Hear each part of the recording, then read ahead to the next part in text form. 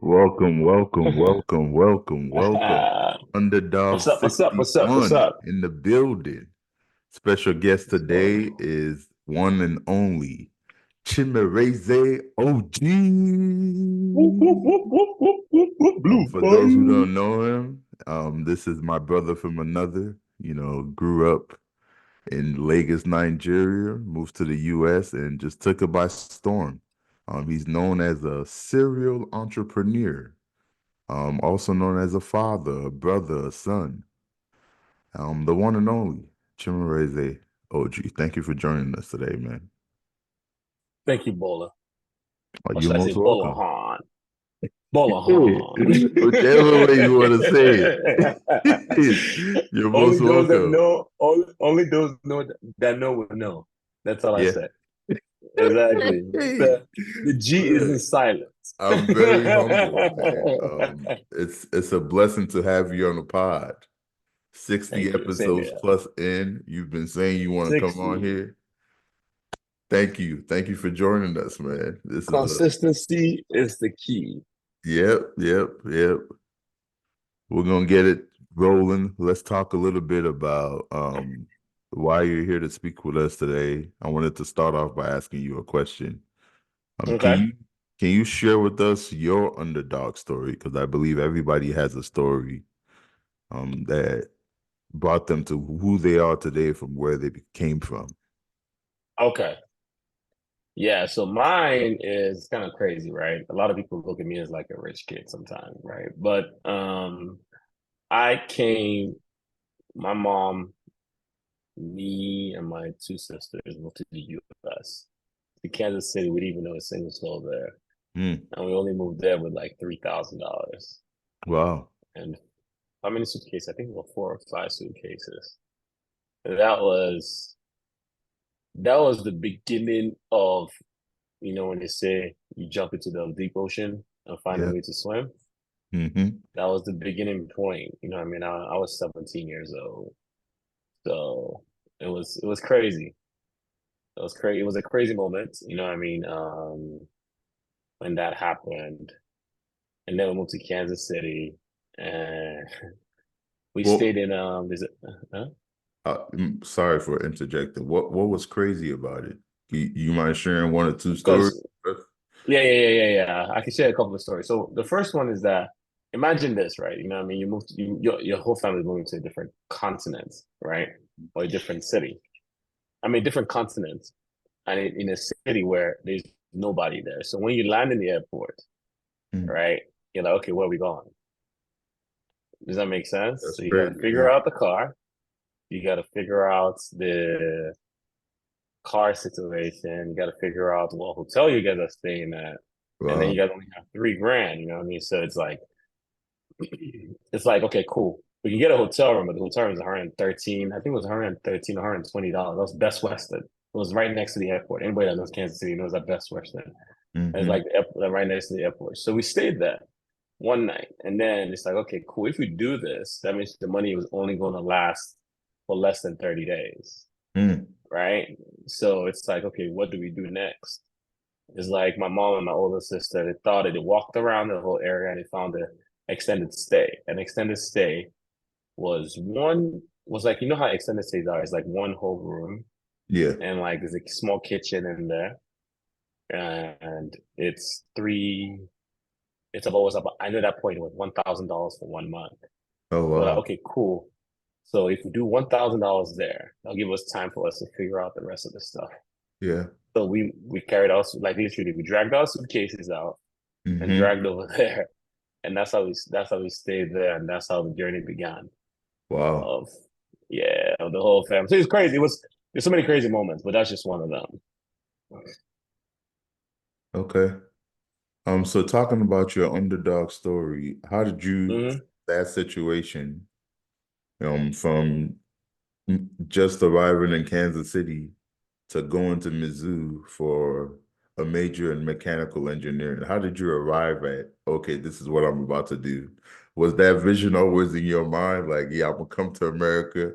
I'm a major in engineering. I'm gonna take over CEO music. I'm moving to, Cali. Like, break it down for us, for those who don't know, what was your So it thought? is. It was always a journey, right? So I have a very, very crazy story, right? So what happened was in Kansas City, we decided to get a car.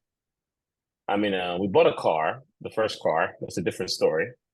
I'll save that story for later. But we bought another. My sister bought a car, and she bought a car from this guy. And I met the guy. Me and the guy became cool. It was like a lot of. It was an older gentleman. So I Okay. used to wash his cars, and I used to detail the cars. And then from there, I bought a car from him, and then I started selling cars for him. Oh, wow. Okay. Right. So yeah. So that's what everything started. Like I started selling cars from him for him. I was selling cars. I sold cars to a bunch of friends, my friends' moms, like, you know what I mean? So that's what I Mhm. was doing, right? And then at the same time, I worked multiple jobs. I worked at Hollister's, I worked at Worlds of Fun, I worked at UPS. It was UPS that got me, right? Mm. So, you know what I mean? Working at UPS, I'm a man of less physical, more brains, Mm. right? So, you know what I mean? So working at UPS, I was loading up those trucks. I'm sure you know the experience of that, I've, right? I've So I worked was there. loading up, so I was loading up the trucks. I was at a 4 to 9 p.m. shift. I can't forget this. You know, it was a 4 5 it was a 5 hour shift usually, right? Hmm. So I was at a four to 9 p.m. shift. And I was loading up this truck. And I looked at myself. I was like, this is not what I came to the US to do, man. Mm. You know what I mean? That's what literally hit me. It's like, okay, this is not the point I came to the US to do. I need to go as far as possible, right? Um, to go get an education. Okay. Like, you know, because I was already in community college, right? So I wanted to go as far as possible. And I wanted to make the most money when I graduated, because I wanted a Range Rover, right? So I picked the major that would give me an opportunity to buy my Range Rover. And that was mechanical engineering because I was good at it. Mm. And that's how the mechanical engineering came about. That's how I went to Mizzou and I studied mechanical engineering because I couldn't make up my mind on what degree specifically I want to study. So I was like, mechanical engineering general enough. And from there, I can figure it out. Mm. Okay. Well, walk us through, because I remember, I'll never forget, you graduated and you bought that Mercedes, right? Yeah. I was like, man, what's done down here, man? Forget about that. But then I watched you take a step back and be like, you know what? I'm returning the Mercedes. I'm getting a Volkswagen. And Yeah. now ultimately you drive that Range Rover now, but a lot of people would Yeah. have not made that wise decision to be able to see that, hey, I don't need this expensive car. Let me get something more manageable. So walk us through a little bit of your thought process as you made these decisions. So when I graduated, right, you know what I mean? You're making in college, you're making maybe like 10 grand. If so, 10, $15,000. 20 grand is like luxury, you know what I mean? Back in college, that's 10 years ago. You know what I mean? No, now I don't know what these guys are making is internet and all that, right? Mm-hmm. So you're making that, you're making like between 15 to 20 grand, and then you graduate from 15 to 20 grand to like 60. That was the starting rate for mechanical engineers back then, right? It was about 60, mid 60, like, oh, you are a good cat, right? So when I got that, you know what I mean, I felt that I needed to do something for myself, right? You know what I mean? I've worked hard, I graduated, I got a job, and I'm working a job that I really don't want to, like, I liked it, but I was like cool with it, you know what I mean? Yeah. So what I did was I bought myself that car to make myself feel good. And then a year and a half, 2 years, I was like, okay, cool. You know what I mean? I don't know. Can you hear the baby crying in the background? No. No. Okay, that's perfect. Okay, cool. Mm. So in a year to 2 years later, I was like, okay, I need to return this car and get a more economical car because I now started building and I started working on my empire. I was like, okay, cool. I don't need to drive the nicest car. You know what I mean? I just need to start like learning things. So I started focusing more on learning things and building my network. Speaking of building your empire, the very first thing I remember you doing was Ninja Mochi. Eh? So Oh, before Nigeria Moji, there was West Africa Lifestyle. okay, talk to us about how the Yeah. empire started. Like, what was your So, thought for those who are so, looking to get started in a little entrepreneurial? How did you get started? so the thing about it was that that was the point where Afrobeats. First of all, I used to make music, right? We can't So it forget was CEO music. Go ahead. your music. That was a good time, though. That was a good time. So I used to make music, right? So after once I graduated, right, I was going to venture into the music deeply. And then, Mhm. Nigerian moms, no, how can you do that? Blah, blah, blah, blah, blah, blah, blah, blah, blah, you know what I mean? Yeah, So in that process, right, I moved, I was like, okay, let me focus on my engineering, but I still want to have a creative side because music was my creative avenue. When you're working an engineering job, like what, it's not as creative, if you know what I mean, right? of course. So I started West Africa Lifestyle, which was a blog. You know what I mean? WestAfricaLifestyle.com. And I started posting stories of the African. That's when everything in Africa was beginning to pick up. So I started a blog, you know what I mean? And the blog grew to like 10 to 15,000 views a month. It was growing, you know what I mean? That was back in 2012, 13, and whatnot. Now, I hate to interject like this, but how much money overall did you make on that blog, if you don't mind sharing? I didn't make that much money. Maybe I made like $150 a month. Okay. You know what I mean? But the blog was an access to start doing other stuff. And I started becoming one of the major promoters of African events in Kansas City, Okay. right? So the parties were making 5 grand, right? But the blog was like the avenue to get there because once you had that blog, back then having a blog was a big thing because not a lot of people did it. They didn't know how to do it, right?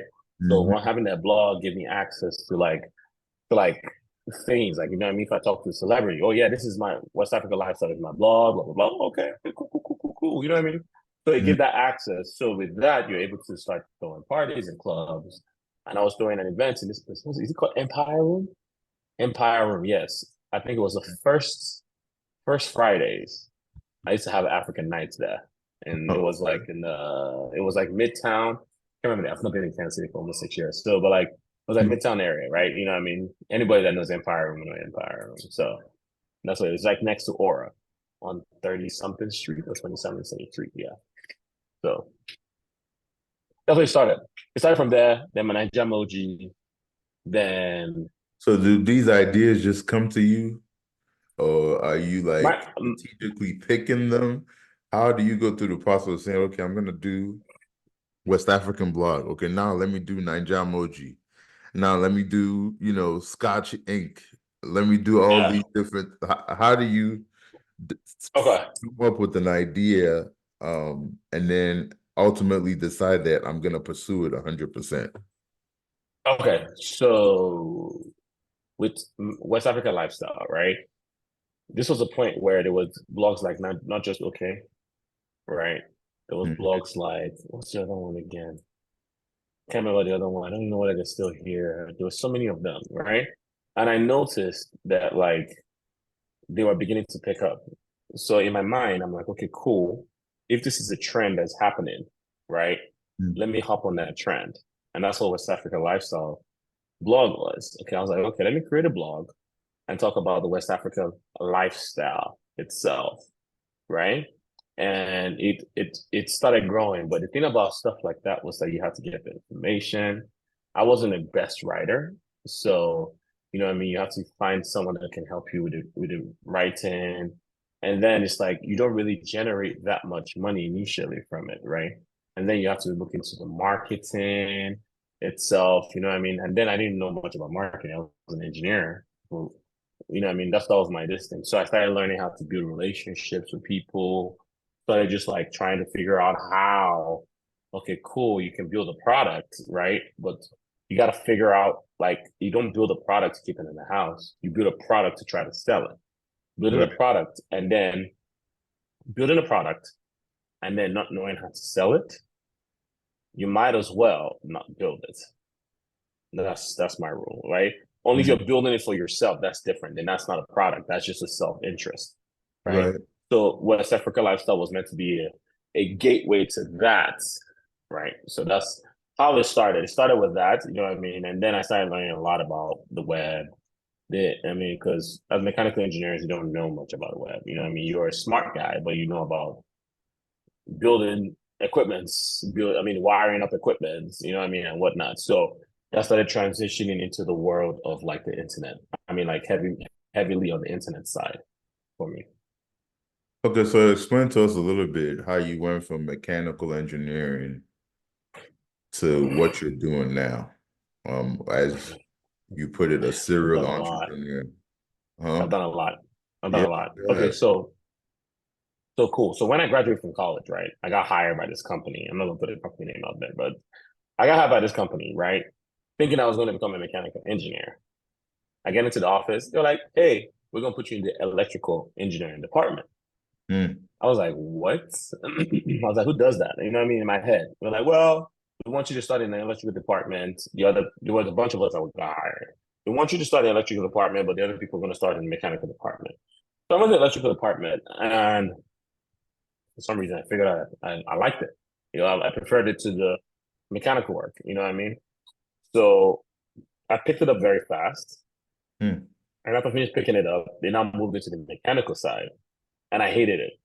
I hated it so much. You know what I mean? So, you know what I mean? And when I was like talking to folks about it, oh, why don't you go back to school? I'm like, dude, I'm not going back to school. I'm not going back to go collect more loans. Like I'm not that kind of guy. Already got a mechanical engineering degree. So you want me to go back to school to get a master's? No, it's not necessary for me, right? You know what I mean? So what I did is that like I now talk to them within the team. Like, oh yeah, we can move you. We're even looking for someone for electrical engineers. So that's how I got moved into the electrical engineering department itself. Hmm. And then I worked there for years. It wasn't that long. It was 3.5 years. You know what I mean? Worked there for that long. And the thing about me is that anytime I'm working on something, I'm thinking about how can I make that a business, right? That's how I've always thought, right? How can I make it a business, right? So in that process, I start thinking, I'm like, okay, cool, this can be a business. How can this be a business? So in that process, me and my present wife, but she was my girlfriend then, right? She was in Chicago, I was in Kansas City.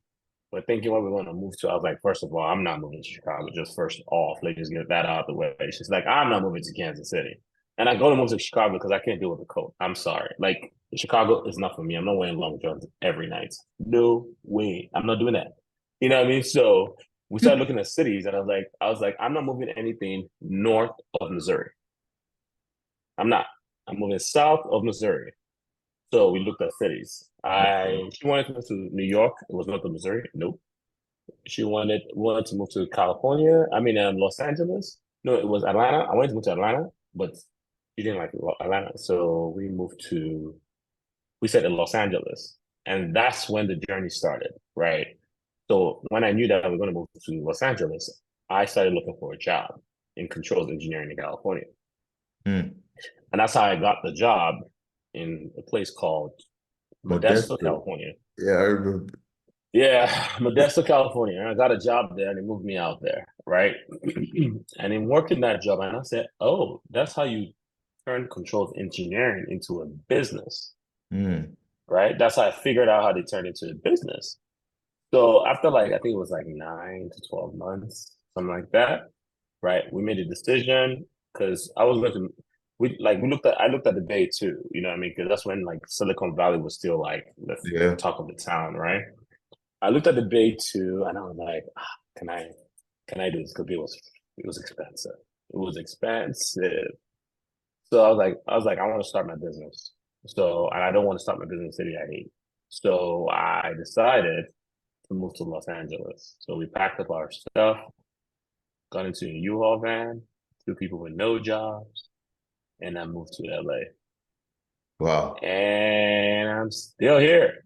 I mean, it had to So be hard though. Do you mind sharing with us one of your hardest months, no, times, periods as you it's first it's it's moved to LA? definitely it's definitely hard, right? You know what I mean? Because what I did was a lot of people don't know this is I literally built my website, right? I built my website. Now remember, West Africa Lifestyle taught me how to build websites, right? Hmm. So I built my website. After building my website, right? Then I now built business cards, and I got business cards made. I got brochures made, right? And Okay. after I finished doing that, I now started in my Altima. I drove around all the industrial parks. So I'll go to the building, I'll go on Google Maps, look at the company, go to their website, see what they do. If it relates to, they might need a controls engineering company in their network. I go in there and I give them my card and I give them a brochure. And then I ask for the manager's information. Sometimes they give it to you, sometimes they don't. So I did that for months. I did that for months. Hmm. And mind you, I moved to America, right, with $3,000 and we didn't know anybody. So it Yep. was something I'm really used to, right? So I did that for months. And I walk into this guy's off. I walk into this guy's plant and he looks at me and he tells me one of the issues he's having. He said that one of his machines, the computer failed, and then he reached out to the factory. They say it's obsolete, so they're not going to fix it for him. Hmm. He said, can you do it? I looked at it. I was like, yeah. I was like, how much are they charging you? He told me how much they're charging me. I told him I was going to do it for half the price. They wrote me a check. That was the first check that I made as a business in Murray Technologies. So you were like a consultant. Yeah, I would say consultant. It was like a boutique firm. I like Okay. the word boutique. Boutique just sounds Okay. great. Okay. Yeah, so And I did you built that. You know what I mean? did you I quit your finished that. job I and wasn't started? working. You wasn't working at all. Okay. No, I wasn't. I didn't go get a job because in my mind, if you go get a job, then you're not gonna do it because you got to put yourself into a fire for you to Yeah. actually get out of the fire. You know what I mean? That's what a lot of people don't know. It's like sometimes you got to put yourself in a fire like that. You got to put yourself in a situation. It's not built for everybody. Not everybody needs to follow my method of madness, right?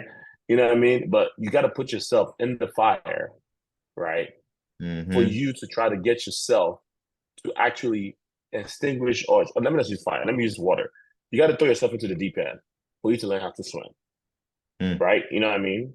So, and that's what I do. I throw myself in the deep end and I try to figure out how to swim. I have an engineering degree. I will get a job. Like, you know what I Of mean? course. That's not the issue. The issue is not getting a job.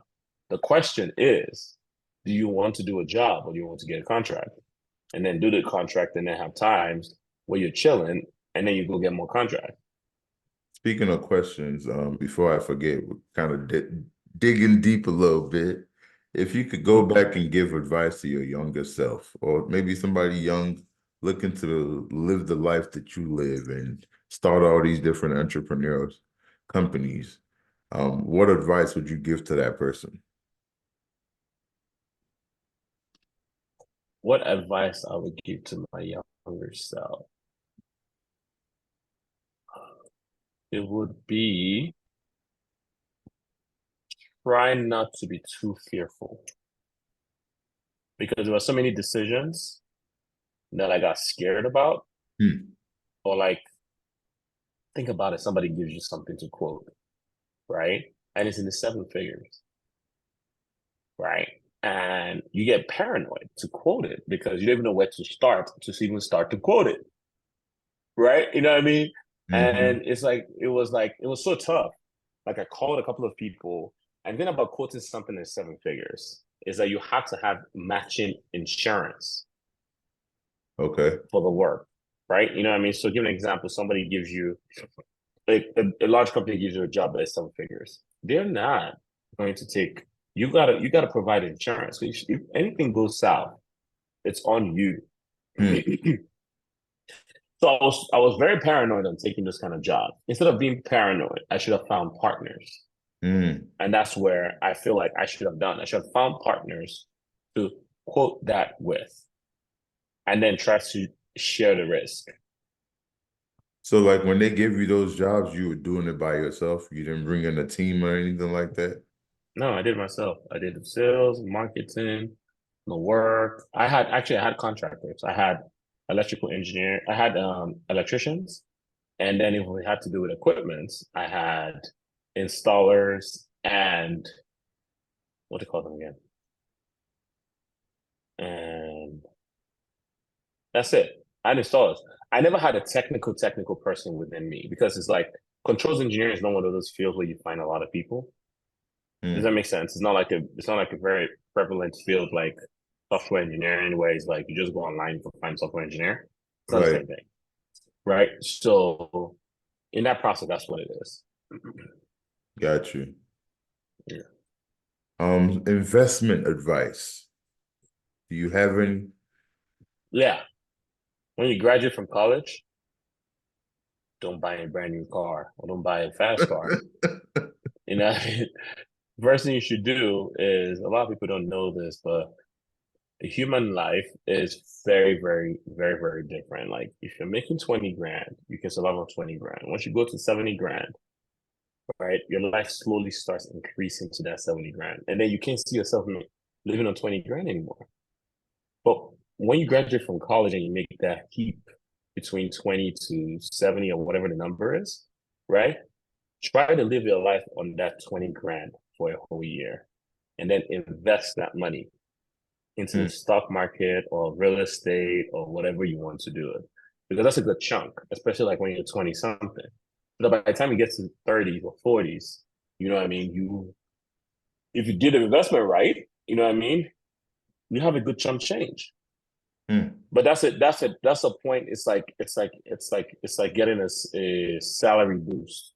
It's the exact same thing, but that people don't really talk about it. That's a boost that happens to Right. every single college student, right? That is not making nothing, living off minimum wage or even less than minimum wage sometimes. And then Yep. you from there, poof, you're on this level.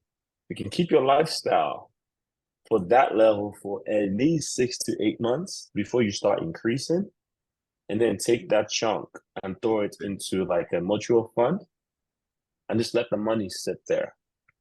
You have like 40 grand already started at 22. There's no way you're not going to be a millionaire by 50. Mm. Great And of advice. course, you keep putting more money, of course, you know what I mean? But that's the best time to put a big chunk without like sacrificing too much. Okay. Well said. Well, let's dive a little bit. Everybody knows this is the sports podcast. We can't go without discussing a little bit of sports. So we'll just test your knowledge a little bit. Let's see where your head's at. If you had to pick, we've been talking about underdog. The name of the podcast is Underdog Pod, If you Mhm. had to pick one underdog or a person, a team, a player that you feel like, man, this person really went through it and is now succeeding, who would that person be for you? I think his name is Lukman on the Nigerian team. Okay. Of course, I'm Nigerian, right? You know what I mean? I don't know if you guys watched the last game. He came through. He came through with that last goal, man. Like, you know what I mean? So it's like I look at people like that, you know what I mean? You might not expect too much from them, but they come and they show out. So I would define him as a more of an underdog. Okay.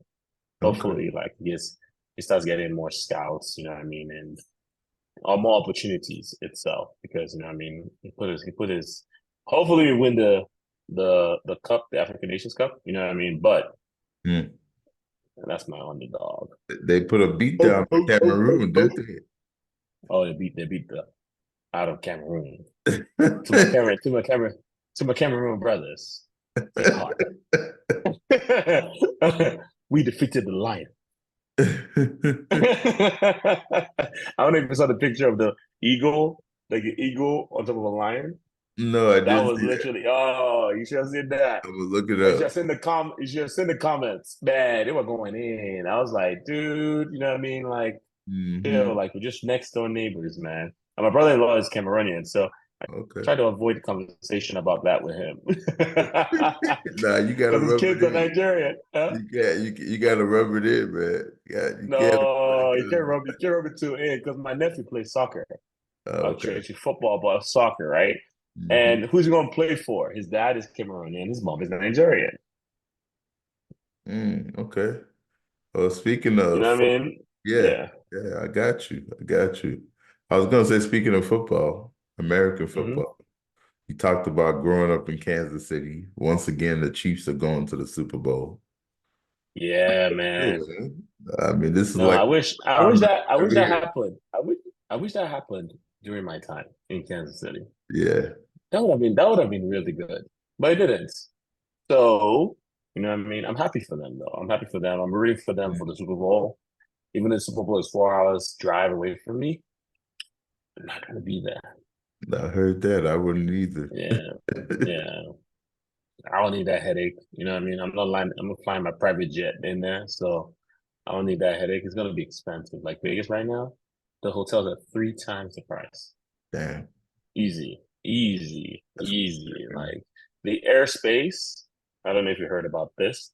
There's no airspace. Hmm, Like there is no like so if you have a private jet, there is really the airspace is booked. Like you have to buy airspace from somebody else. that's That's how crazy. much private planes are going to be flying. That's what happened when you're in F1. And I'm hearing the same thing is gonna happen during the Super Bowl. It looks Hmm. like it's a billionaire's playground. So let's see how it goes. Yes, sir. See, if I was you and I lived in LA, I would at least be attending a Lakers game. LeBron is in his 20th season. They just had an epic game against Steph Curry and the Golden State Warriors that went into double overtime.